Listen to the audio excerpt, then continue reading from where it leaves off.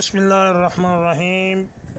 بہت ہی قابل قدر احباب گرامی، السلام علیکم ورحمۃ اللہ وبرکاتہ۔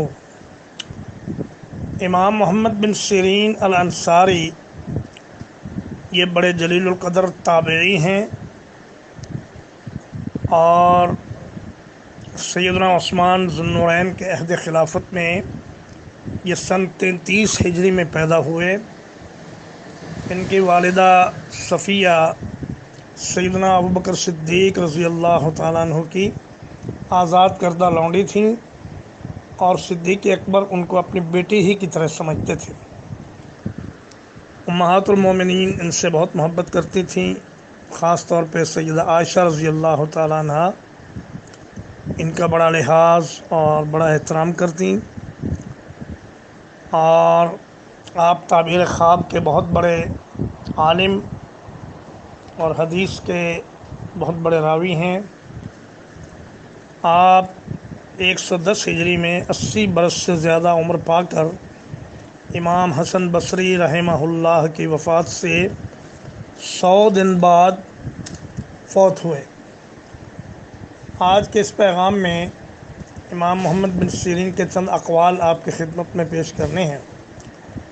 آپ فرماتے ہیں کہ جب اللہ تعالیٰ کسی شخص کے ساتھ بھلائی کا ارادہ فرماتا ہے تو اس کے دل کے اندر ہی ایک واعظ پیدا کر دیتا ہے جو اسے اچھے کاموں کا حکم دیتا ہے اور برے کاموں سے منع کرتا ہے۔ فرماتے ہیں اپنے بھائی کے ساتھ تمہاری طرف سے بدترین ظلم یہ ہے کہ تم اس کی برائیاں تو بیان کرو مگر اس کی اچھائیوں کا ذکر نہ کرو۔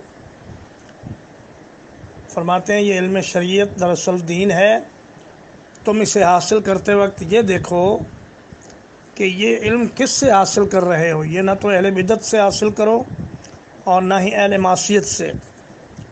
ایک شخص کہتا ہے میرے قرآن کو دیکھو، میری سگریٹ نوشی کو نہ دیکھو۔